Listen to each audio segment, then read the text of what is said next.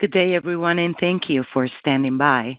Welcome to APA Corporation's third quarter 2024 financial and operational results.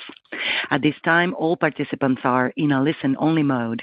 After the speaker's presentation, there will be a question-and-answer session. To participate, you will need to press star 11 on your telephone. You will then hear a message advising your hand is raised. To withdraw your question, simply press star 11 again. Please be advised that today's conference is being recorded.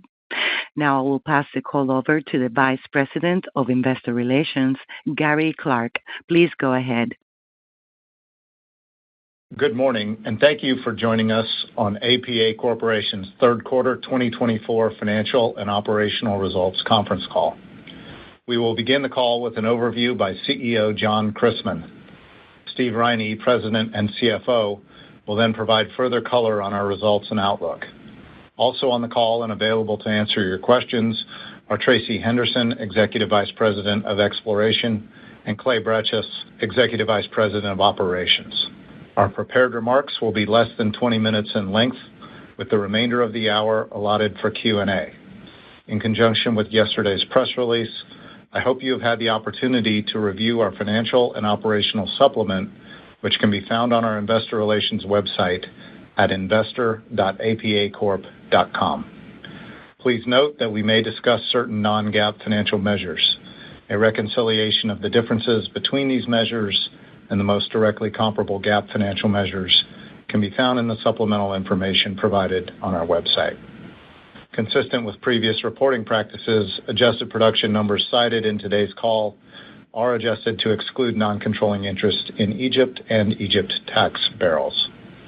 I'd like to remind everyone that today's discussion will contain forward-looking estimates and assumptions based on our current views and reasonable expectations.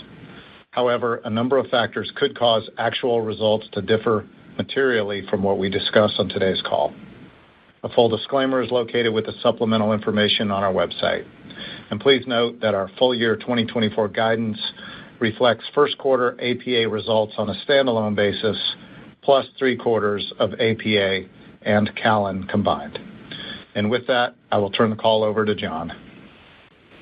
Good morning, and thank you for joining us. On the call today, I will discuss our key strategic accomplishments in the core areas of the portfolio, review third quarter highlights and results, and outline our preliminary capital, production, and cost outlook for 2025. Over the past several years, APA has delivered a number of strategic initiatives designed to enhance the portfolio and create shareholder value. In the U.S., since 2020, we have executed more than $5 billion of acquisitions and over $2.5 billion of divestitures, effectively transforming our asset base into an unconventional, pure-play Permian operation. This activity has 3 primary benefits. First, it has added scale to our unconventional Permian position, increasing unconventional acreage by more than 40% and enabling us to roughly double our unconventional production. Second, it has increased drilling inventory and extended inventory duration, as the rig count today is lower than APA and Callon on a standalone basis. And third, it rationalized our portfolio by eliminating assets that did not compete for capital and significantly reduces per unit LOE. Our primary strategic accomplishments in Egypt are twofold, both of which drive APA shareholder value and benefit the Egyptian people over the life of the PSC. In late 2021, we modernized and extended our PSC terms, paving the way for more efficient capital allocation, more operational flexibility, and greater free cash flow generation. And we recently reached an agreement to increase the contractual price for incremental natural gas production in country, making gas exploration and development more economically competitive with oil development. Shifting to Suriname, we are now seeing the culmination of our strategic efforts that began more than 10 years ago when we made a counter-cyclical investment in long-cycle offshore exploration. The The recently announced Grand Morgu project FID gives us visibility into strong future oil production growth at the most attractive economics in our entire portfolio.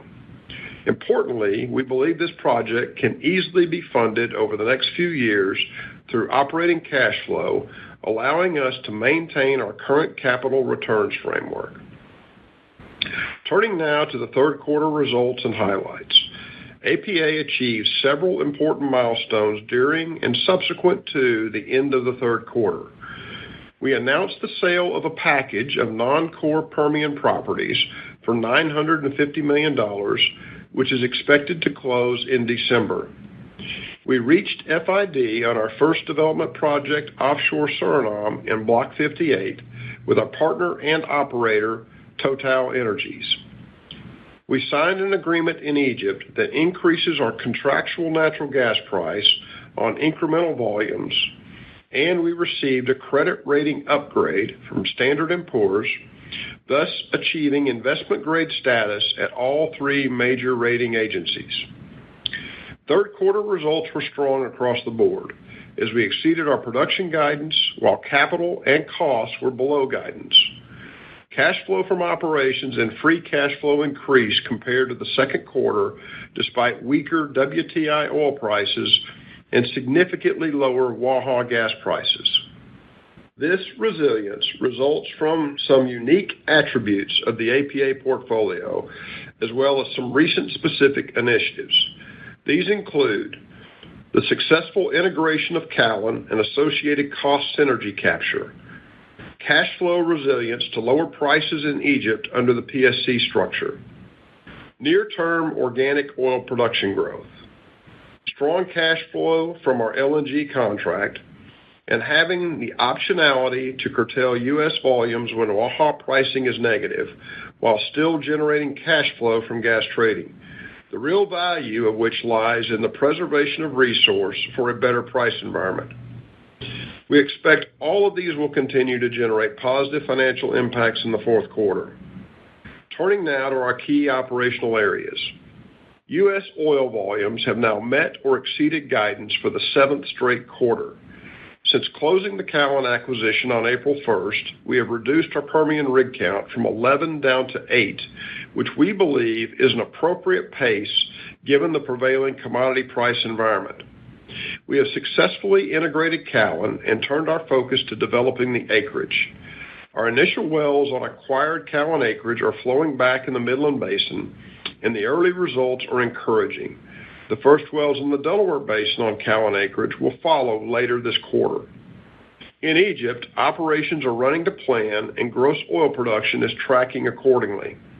The reduction in our drilling program has enabled the workover rig fleet to reduce backlogged oil volumes associated with delayed recompletions and workovers to more normalized levels.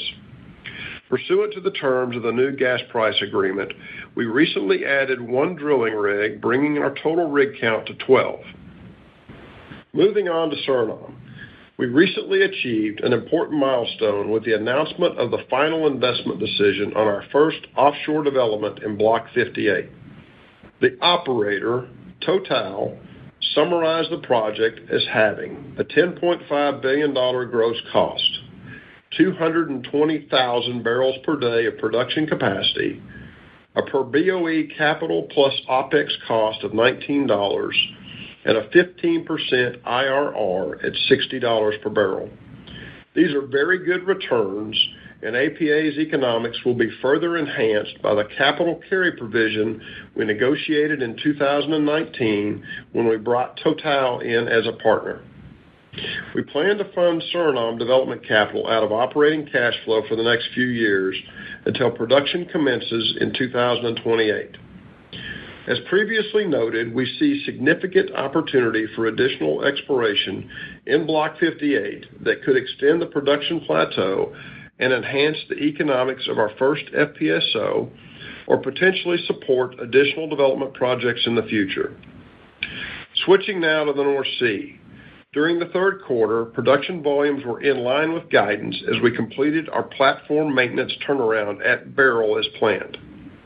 Earlier this year, the UK issued regulations which will require substantial new emissions control investments on facilities that will operate beyond 2029. After 6 months of evaluation, we have concluded that the investment required to comply with these regulations at Forties and Beryl, coupled with the onerous financial impact of the Energy Profits Levy, makes production of hydrocarbons beyond the year 2029 uneconomic. As a result, we have made the decision to cease all production in the North Sea by December 31st, 2029, well ahead of what would have been an otherwise reasonable time frame. Steve will provide further details on the revised schedule and financial statement impacts of this change in a few minutes. And to wrap up operations, we have finalized plans to resume exploration drilling on our extensive state lease position in Alaska, where we will test the Sockeye prospect during the first half of 2025. Turning now to our preliminary activity plan and outlook for 2025. We currently expect to run an 8-rig program in the Permian Basin and a 12-rig program in Egypt. In the North Sea, we will have a very limited capital program focused primarily on maintaining asset safety and integrity, and a small amount of initial P&A work in preparation for long-term asset abandonment. Our 2025 capital budget for the U.S., Egypt, and North Sea will likely be in the range of $2.2 to $2.3 billion, with an additional $200 million allocated to Suriname development activity and $100 million for exploration, primarily Alaska. This capital program should broadly sustain production volumes in the Permian and Egypt on an adjusted BOE basis, while North Sea production will be down approximately 20% year over year. I would also like to highlight the significant cost reductions we are targeting in 2025. In aggregate, we expect per unit LOE, G&A, GPT, and interest costs to fall by 10 to 15% year over year. In closing, we have made very good progress on our strategic portfolio initiatives in the U.S., Egypt, and Suriname. We had an excellent quarter operationally and achieved all key guidance targets. The Callon integration is complete, most of the cost synergies have been captured, and we look forward to demonstrating the potential of the acquired Callon acreage. Egypt is running at a much more efficient operational cadence, and we have the opportunity to unlock incremental value and assist the country with its natural gas needs following the negotiation of a new price framework. Under our current price outlook, we will seek to generally sustain volumes in the Permian and Egypt for the foreseeable future while rigorously managing costs and increasing the free cash flow that these regions generate. Longer term, a successful exploration program can add tremendous value and fuel future growth, as evidenced by Suriname Block 58. And with that, I will turn the call over to Steve. Thank you, John. For the third quarter, under generally accepted accounting principles, APA reported a consolidated net loss of $223 million, or 60 cents per diluted common share. As usual, these results include items that are outside of core earnings, the most significant of which was a $571 million after-tax impairment of North Sea assets and non-core Permian assets held for sale. Excluding these and other smaller items, adjusted net income for the third quarter was $370 million, or $1 per share. John noted in his remarks that we have revised the expected timetable for cessation of production and abandonment of our assets in the North Sea.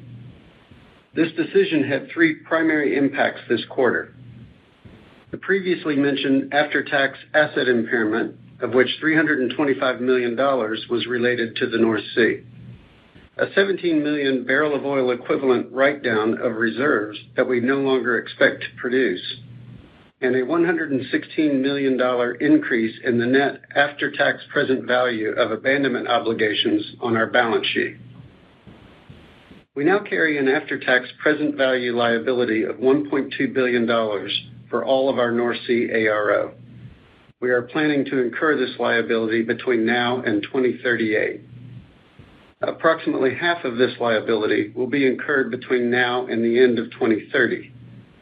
While there will be some overlap, the next 5 years will consist of mostly wellbore abandonment, while the remaining 8 years will focus mostly on facility abandonment. We expect Beryl Bravo will be the first facility to cease production, likely in late 2027 or early 2028. Moving over to Egypt, we continue to make good progress on past due receivables, and during the quarter, both total and past due receivables decreased. When payments on past due receivables are made, there is a counterintuitive impact on our stated free cash flow for the quarter because of the way we define free cash flow for the purposes of our 60% cash returns framework. If you have questions about how to model these cash flows, please work with Gary and his team. Debt reduction is a continuing area of focus at APA. While total debt increased with the Callan acquisition, one of our goals is to liquidate the Callan debt as soon as possible. We made progress on this front in third quarter and will continue to do so in the coming quarters. The Callan deal brought increased scale in the Permian, which, coupled with our commitment to return to pre-acquisition debt levels, was a significant factor in our recent credit rating upgrade by S&P. To close, I would like to provide a bit of color on some of our changes in our fourth quarter and 2024 full-year guidance. Our full-year capital budget has increased to $2.75 billion, which primarily reflects increases to fourth quarter spend on development capital in Suriname, following the October project FID, our recent decision to drill another exploration well in Alaska this winter, and the addition of a 12th rig in Egypt. These items, which were previously not contemplated in our guidance, were partially offset by the reduction of one rig in the Permian Basin. Turning to our U.S. production guidance, you'll note that we have adjusted our fourth quarter outlook to reflect the estimated impact of frac activity deferrals and planned production curtailments. With much weaker than expected Waha pricing this quarter, we decided to curtail gas from our Alpine High area, as we typically do. We also decided to curtail some high-volume, high GOR oil wells, which will generate higher revenue under a more constructive future gas price. We currently project this will have a 20,000 to 25,000 BOE impact on U.S. production. However, this estimate is subject to considerable volatility, depending on how regional gas prices progress through the fourth quarter. As most of you are aware, our income from third-party oil and gas purchased and sold is generally correlated to Waha price differentials. Accordingly, with the persistence of weak pricing into the fourth quarter, we are raising our full-year estimate to $500 million, approximately two-thirds of which is attributable to our gas trading activities and one-third is attributable to the Cheniere gas supply contract. And to close, most of our $250 million Callan synergy target should be realized by the end of this year.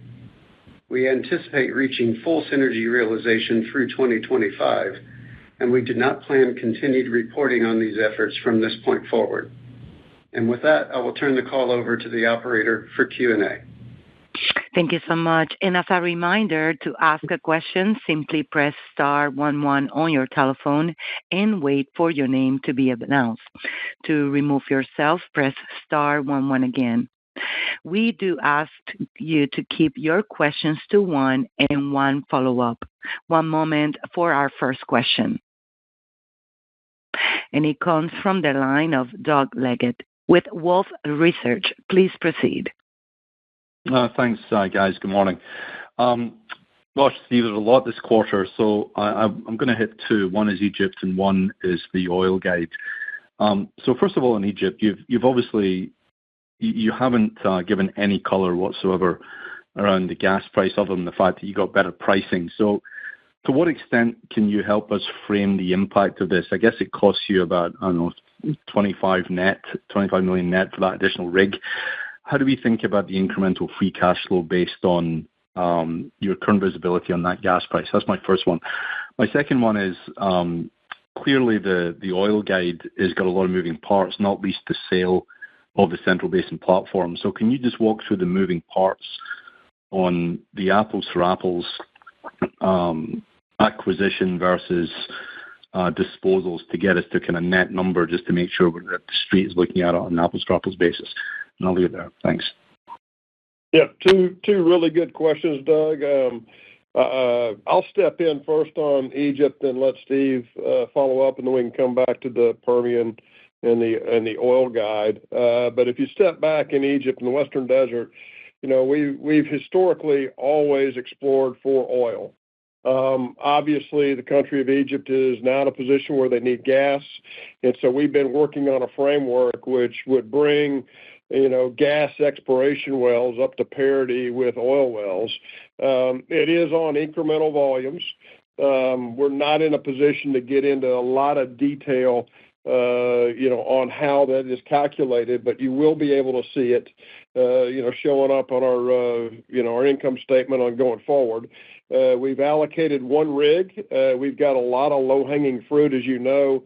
If you step back and look at the Western Desert, while we've always run oil exploration programs, we found Qasr, which is a 3 TCF field back in the early 2000s. So there's tremendous potential for gas in Egypt. We've got a lot of low-hanging fruit. This will be on incremental gas volumes, and it's going to put our exploration program on par with an oil program.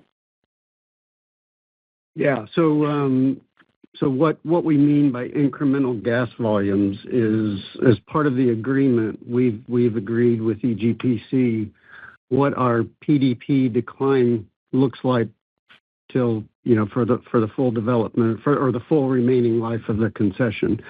So gas PDPs, a decline curve, and for every quarter we'll look at how much gas was produced, and any gas over that decline curve in that quarter gets the new price. It doesn't have to be from new wells. It doesn't have to be from new fields. So gas compression can bring on more gas volumes, enhanced recovery, step-outs, infield step-outs, and infill, things like that, all qualify for incremental gas volume. As John said, we've priced it to where we're indifferent economically, drilling an oil well or drilling a gas well. And as part of that agreement, we agreed to add one rig. As we've said, we have already done that.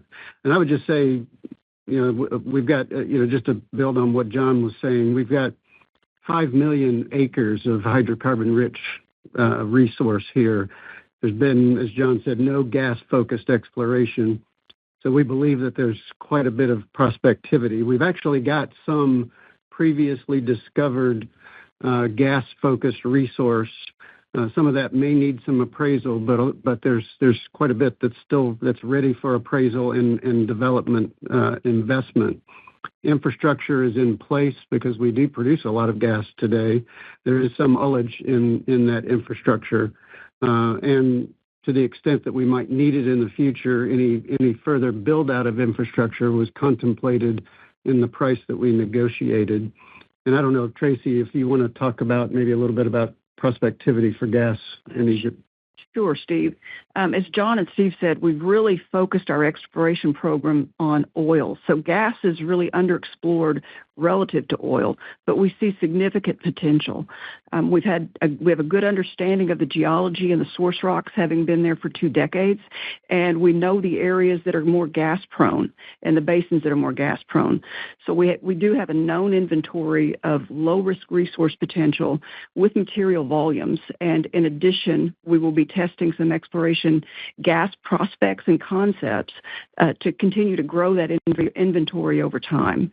So we see a lot of potential in those opportunities, and we're excited to have a gas-focused program.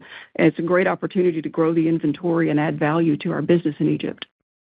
And Doug, just to wrap that point up, that question. So we're not going to share specifics about a gas price agreement with Egypt. We're not going to do that at this point in time at their request.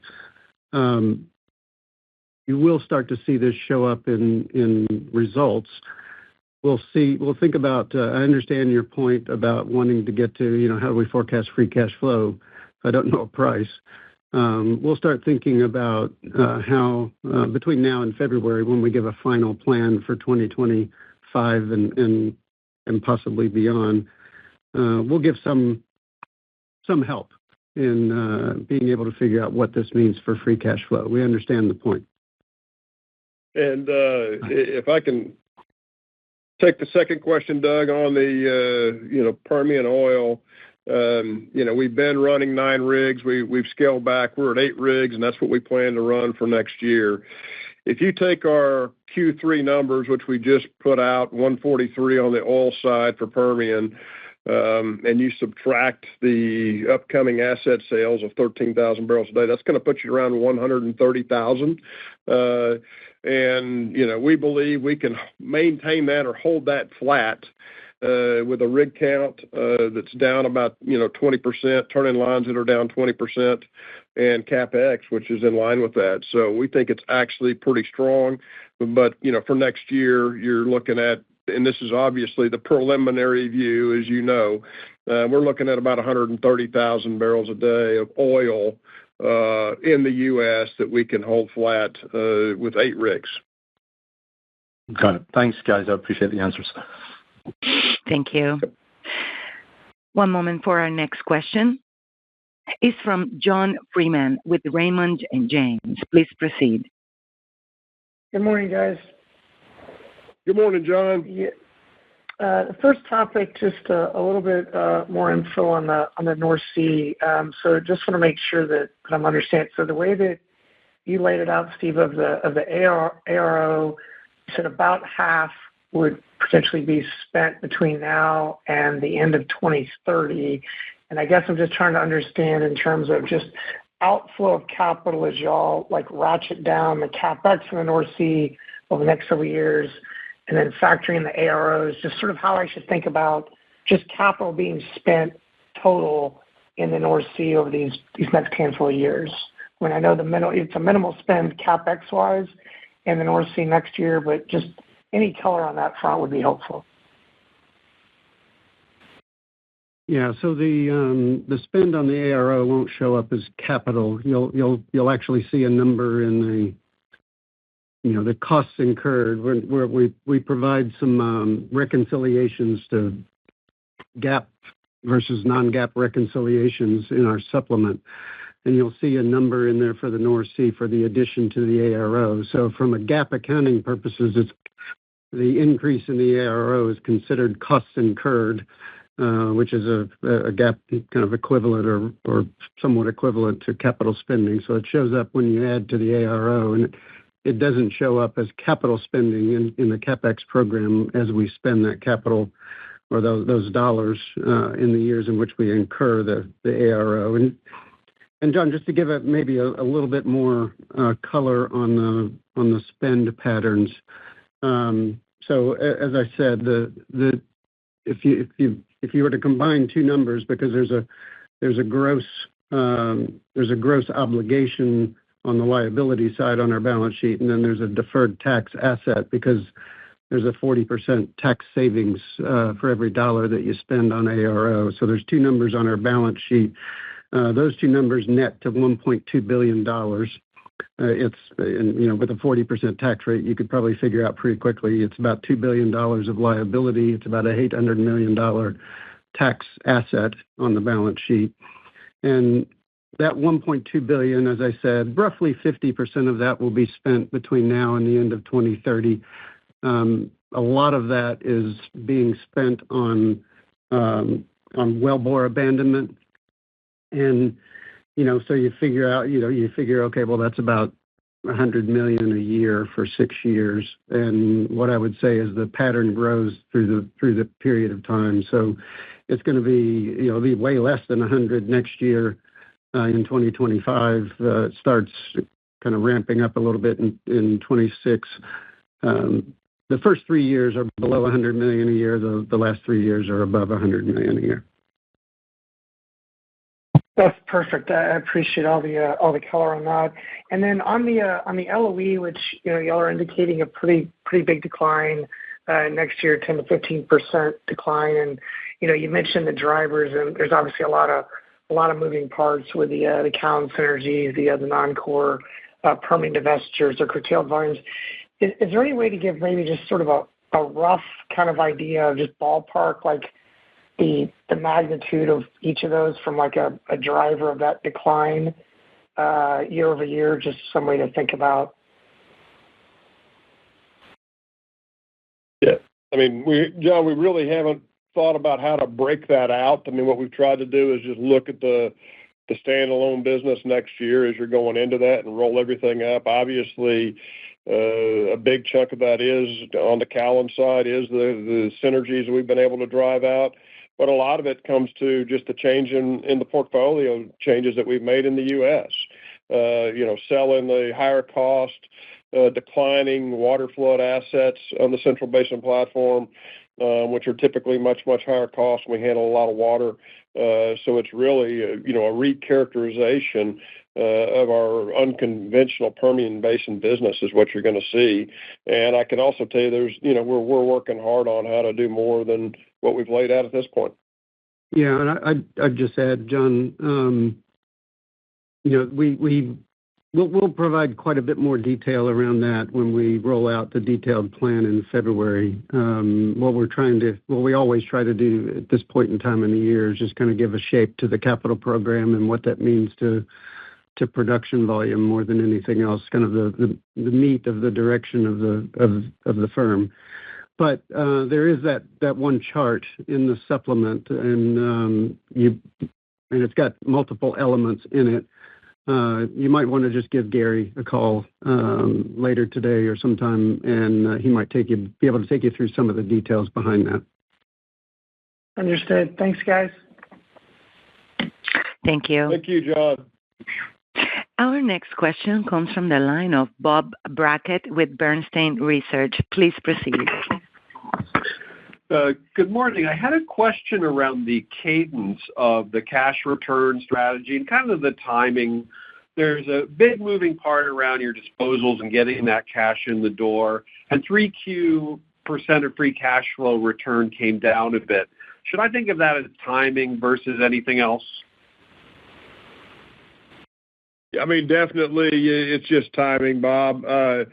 We came into the year, we're running a little bit ahead, and then, you look at Q3, we've had a lot of material things that were in the works that can sometimes prevent you from being able to get in the market at times. But, in general, yes, it's more just timing that was kind of out of our control. Very clear. A quick follow-up on gas curtailment and your latest thoughts or on-the-ground intelligence around Matterhorn. Matterhorn feels slow, but it's coming. Is that your expectation that we'll get some takeaway out of the Permian, realizations will improve, and that's when the curtailment ends? And what's your latest that you hear happening in the basin? Yeah, I believe most of the price extremes, if you want to call them that right now, are not related to Matterhorn, but are related to some downtime on other pipelines coming out of the Permian and to the Gulf Coast. And I think that's impacting the pricing extremes as we see them today. That maintenance activity, I believe, is planned to be completed in the next week or so. So I think this is a matter of perhaps just days. First of month for December a couple of days ago was $1.40, so not a great price, but at least better than -3 or $3.50. Very clear. Thank you. Thank you, Bob. Thank you. Our next question comes from the line of Roger Reed with Wells Fargo Securities. Please proceed. Yeah, thank you. Good morning. I guess I'd like to come back on the lowering of the costs. I mean, it looks, obviously a piece of it LOE, but a lot of it G&A. And what is that, or is that in addition to the synergies you anticipated from the Callon merger? I mean, I would think so, given the way it's laid out here, but I just wanted to understand what was driving some of these opportunities? I mean, I think, Roger, it's clearly synergies on the Cowan side, but it's also some of the simplification on our business with the asset sales.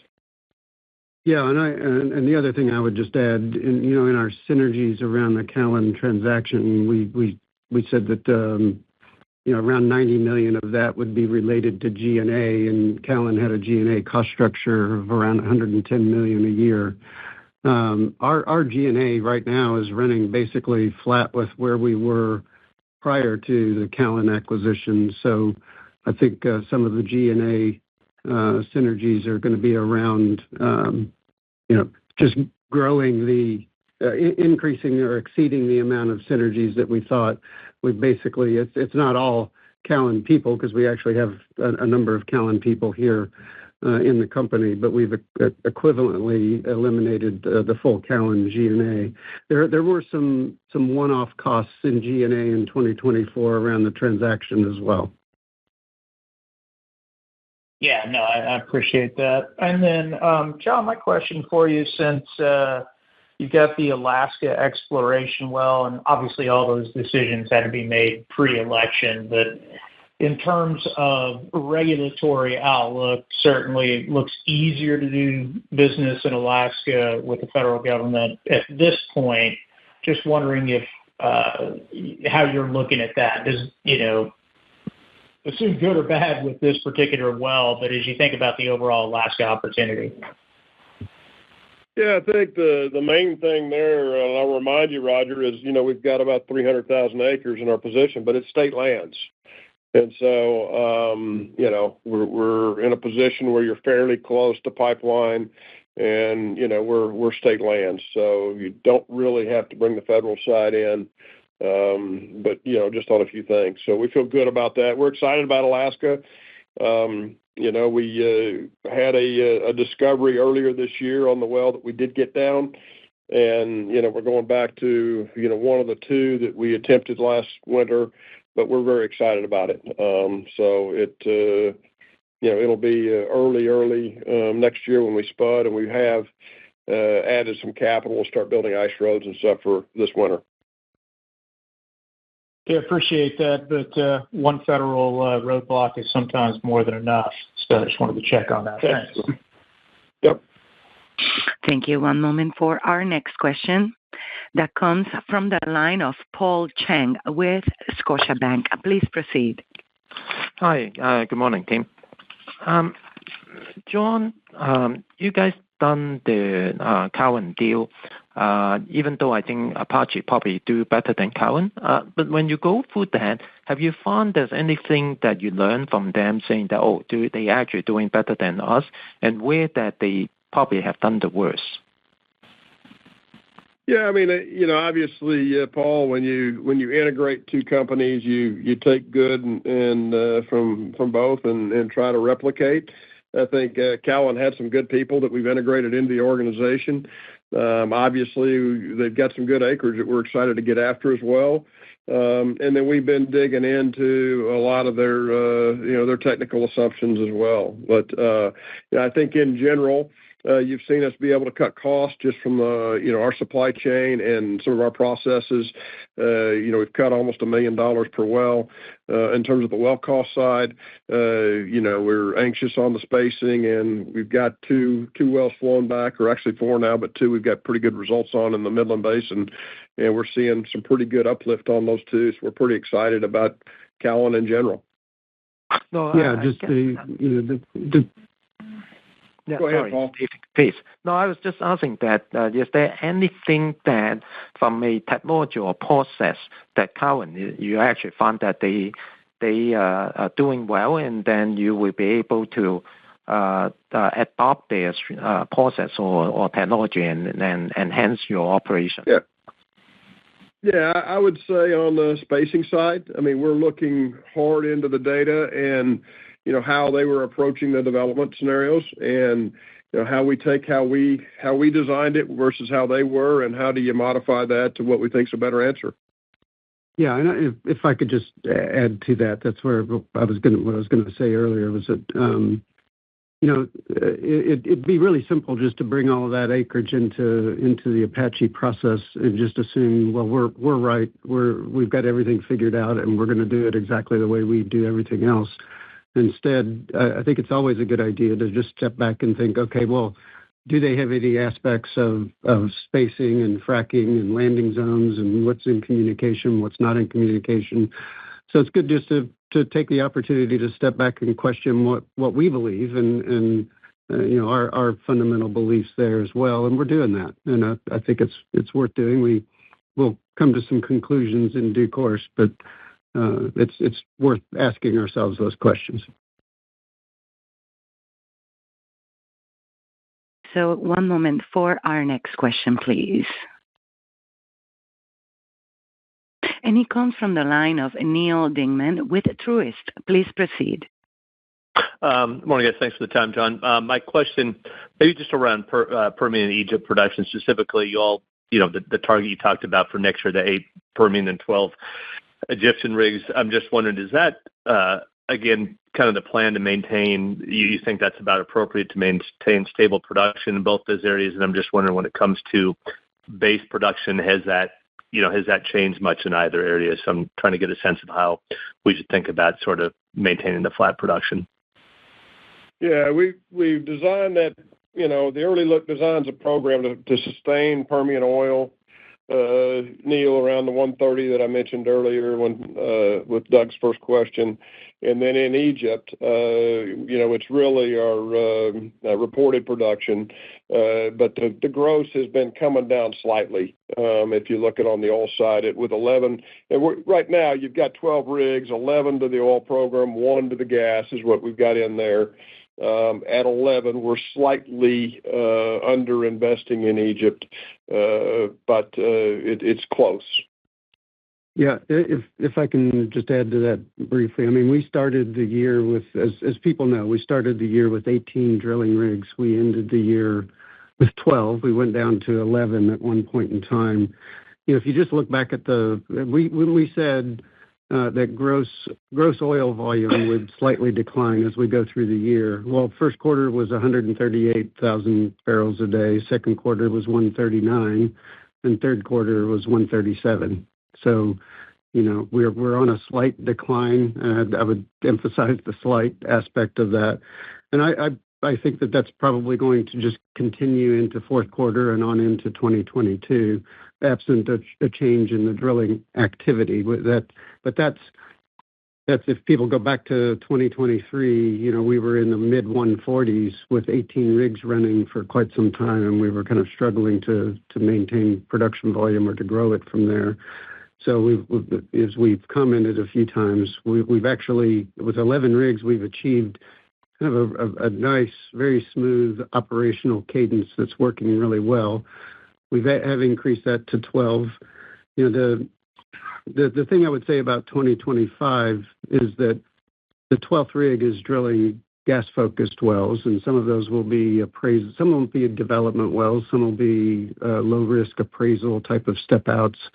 Some of them will be exploration, looking for bigger, better prospects, which we believe they are out there. And so, the potential for gas, I would say, is unknown at this point in time. We're certainly optimistic. We believe there's good prospectivity, but the potential is still a bit unknown. The other thing I would say is that in the last year and a half, we've learned a lot about what we can be doing around improving our focus on waterflood management. And we've got a lot of plans in 2025 for working that. And I think the potential for that, we have yet to really see what that can do on a decline mitigation basis. The best way to maintain production volumes in a country like Egypt is to mitigate decline, not to be trying to drill too many wells. So we're working on both fronts, and we'll see what 2025 brings. But if everything is kind of equal with 2024, we'll probably just continue on this pattern of just slight decline. Got it. And then just second, you've talked a bit about this already today, but just with shareholder return, I mean, you guys in other periods where, the stock has gotten hit have been very opportunistic, coming in pretty aggressively. I'm just wondering, given recent, pricing, is that potentially in the cards? And I think, clearly we've got our time periods fastest. We're running ahead, Neil, but we do think the share price is obviously attractive. We've got the proceeds coming in from the asset sales. The majority of that's going to go to debt reduction, as we're also working to get debt paid down as well. Thanks, John. Thank you. One moment for our next question. And it comes from the line of Arun Jayaram with J.P. Morgan. Please proceed. Yeah, I wanted to go back to Egypt and gas. Steve, you mentioned that over time that you can make up, call it the PDP wedge, with incremental volumes where you'd get the higher gas price. I was wondering if you could help us think about what the PDP decline rate looks like for gas in Egypt, and obviously, and the Qasr field and specifically. Yeah, Arun, I'll take that one. Qasr's been on decline. We've gone through some stages of compression. It is the big portion of our gas is Qasr, but we also produce a lot of casing head gas with a lot of the other oil wells. So Qasr's been in the double digits there. Obviously we'll have to see with the new program, can we fill the overall gas decline? But I think we've got an opportunity to add some incremental volumes that could be pretty material. Understood. And then just maybe a follow-up, John, with the North Sea now in kind of a late cycle stage in terms of the life cycle of that development of the field, and then obviously Suriname, starting up in 2028. How are you thinking about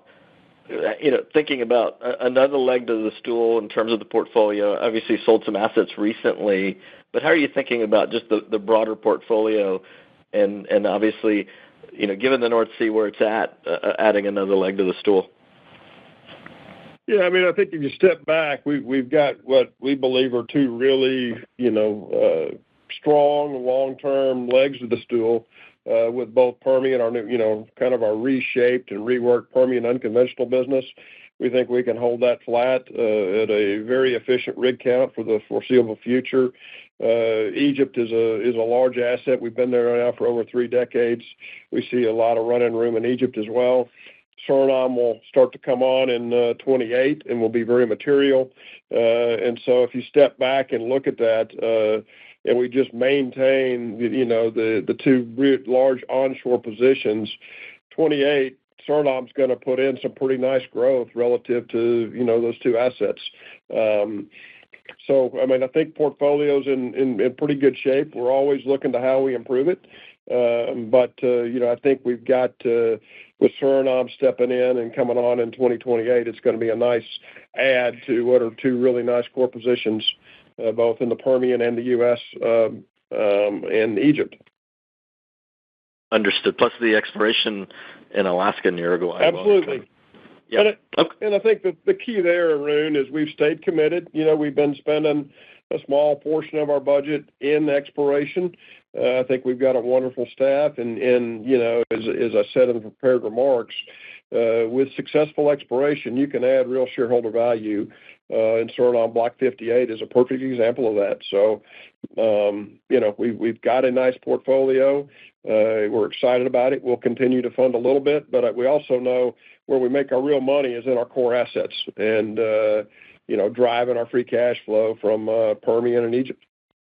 Great. Thanks a lot, John. Thank you so much. One moment for our next question that comes from the line of Charles Meade with Johnson Rice. Please proceed. Good morning, John, to you and your whole team there. I wanted to ask a question about.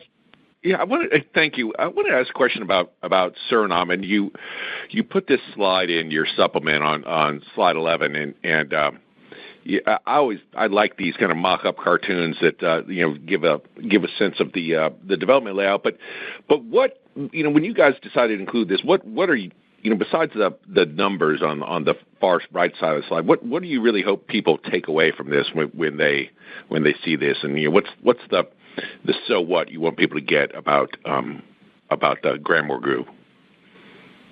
Well, I mean, I think it's just given, it's a real project today, right? So, I mean, we've got visibility now to volumes in 2028, and so I think it's time that you put some slides out there that bring it to life, and that's why we put the picture out there. You can see this is kind of looking from deep water in. You'll see where the FPSO will be placed. This is a Total slide.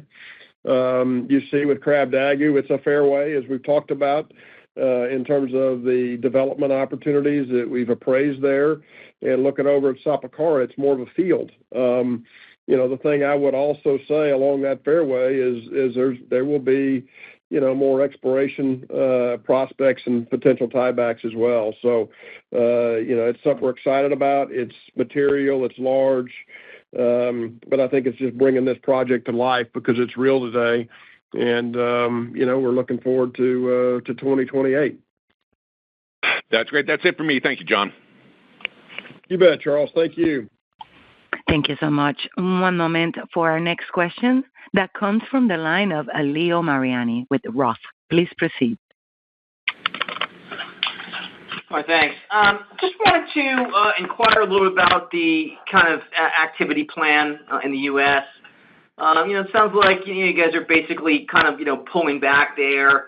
Oil's roughly at 70. You guys are kind of citing a softer oil outlook. Just kind of curious, are you expecting kind of oil prices to be lower, next year? I mean, obviously you just bought the Callan asset. You saw some pretty nice organic growth the last couple quarters on a combined basis, and now you're kind of choosing to pull back. Can you just provide a little bit more color on sort of the thinking, there as we roll into next year?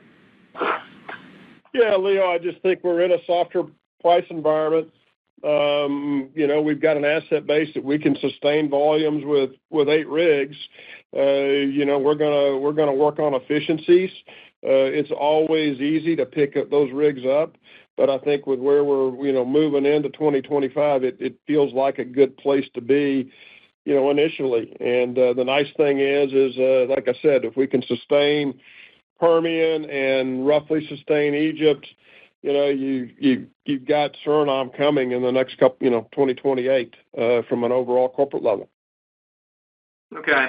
And then maybe just jumping over to Egypt here. So I think you guys made a comment there on the call that you expect that we could see some very modest declines on Egyptian gross oil. I know you're expecting to kind of keep adjusted or sort of net production on oil, relatively flat. So, maybe you're expecting to get a slightly higher share of that oil. I don't know if that's just related to expectations for lower prices and the PSCs, for next year. I was hoping you could kind of address that quickly. And then also just on Egypt gas, you got the gas rig going. What's your expectation there on gas production in Egypt for next year? Can that start to flatten out maybe in the second half? Do you see any growth in Egypt gas as we get towards the end of the year or next year?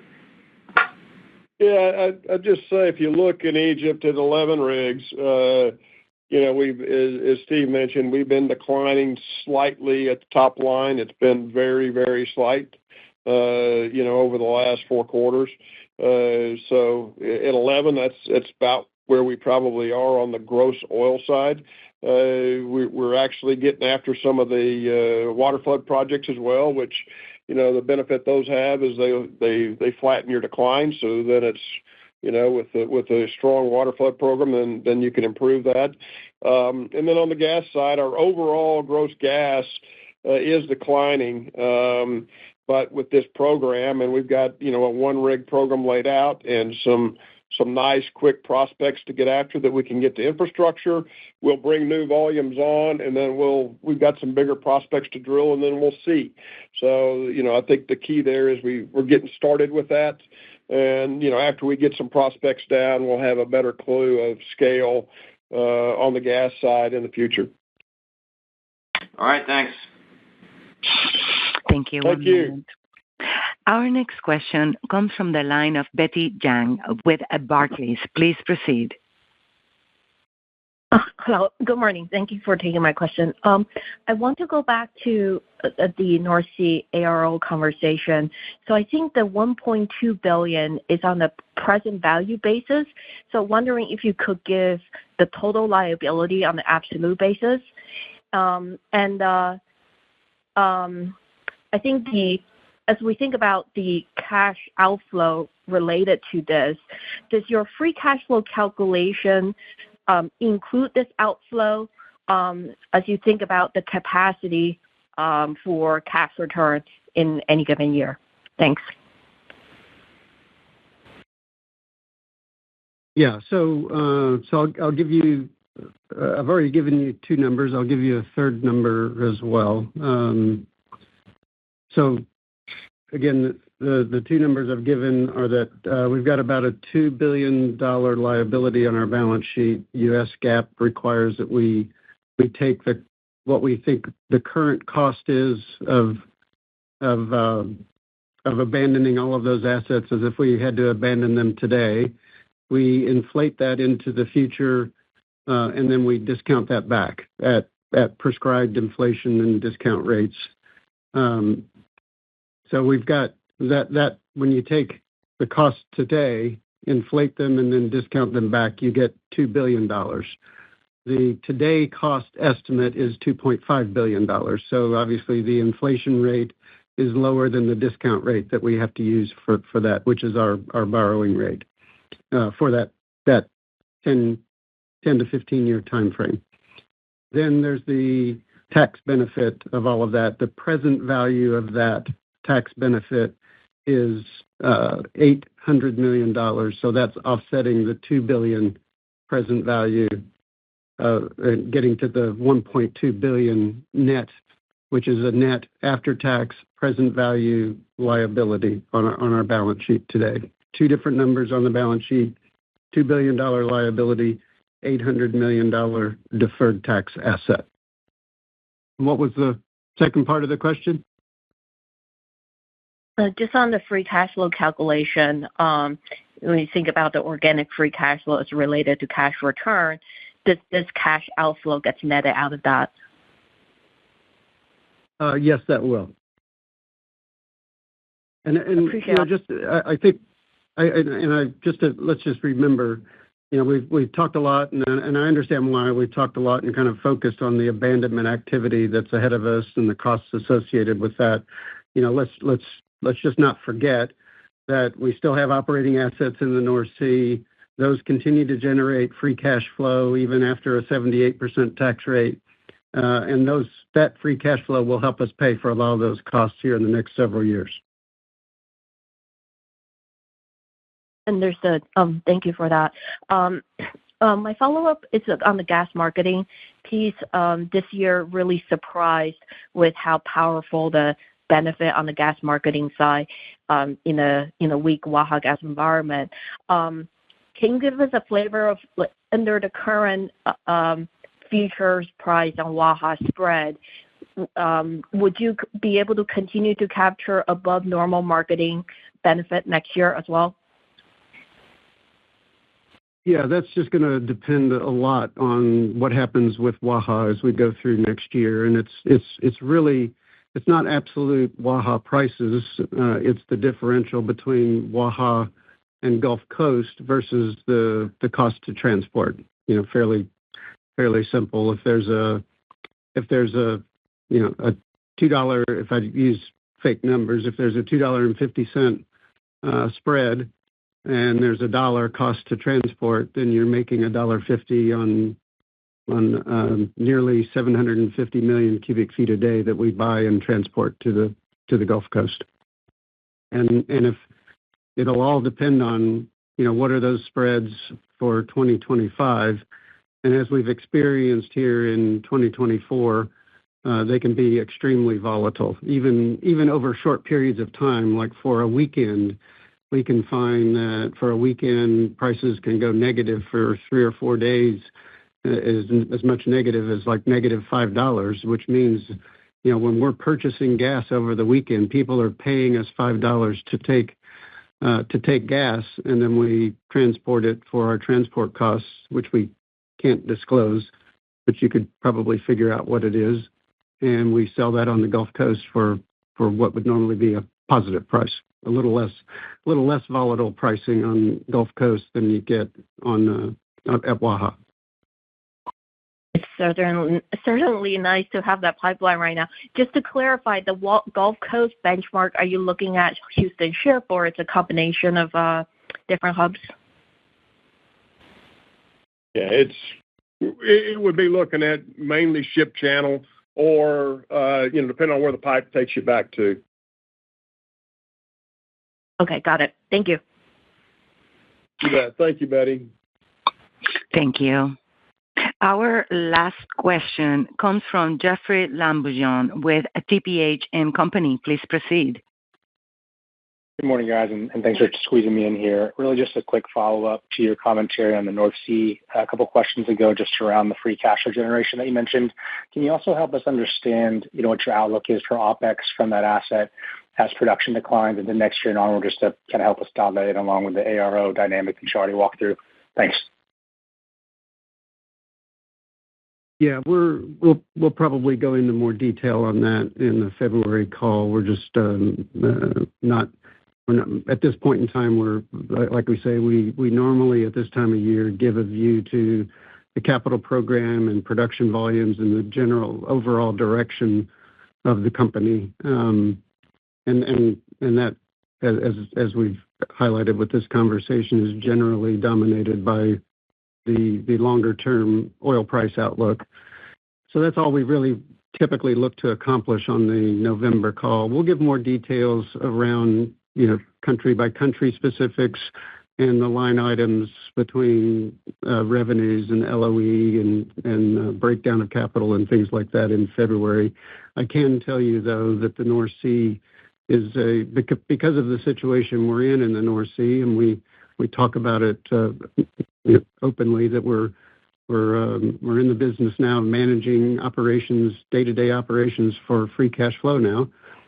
We practically any type of capital investment is not economic under the current situation, and so we manage that for free cash flow, and we will look hard at operating costs, and we are looking hard at operating costs. We never do so in a way that sacrifices or puts at risk either human safety or the environment, but there's a lot of stuff that we spend money on that could be looked at and examined just to make sure that we're spending properly in an environment where we're just focused on free cash flow for the remaining life of the asset. So we'll get into more detail of that in the February call. All right. Thank you. Thank you. And with that, I will close the Q&A session for today and turn it back to John Christmann, our CEO, for closing remarks. Yes, thank you. And first of all, I want to apologize for the internet disconnect that we had during Paul's question. But in closing, as we've outlined, we've made great progress on the portfolio, and the assets are performing at a very, very high level. We have significantly scaled and streamlined our Permian unconventional position. We're adding a potentially very valuable gas program in Egypt, and now have a clear timeline to significant production and cash flow in Suriname. Going into 2025, we are looking at a potentially softer oil price environment and are focused on sustaining our core business, reducing costs, and generating free cash flow. We provided an early look at a plan of 8 rigs in the Permian and 12 rigs in Egypt, which should broadly sustain oil volumes at reduced capital levels. We will continue to work this plan and look forward to coming back to you in February with a lot more details. Thank you for joining us. And with that, ladies and gentlemen, we thank you for participating in today's conference.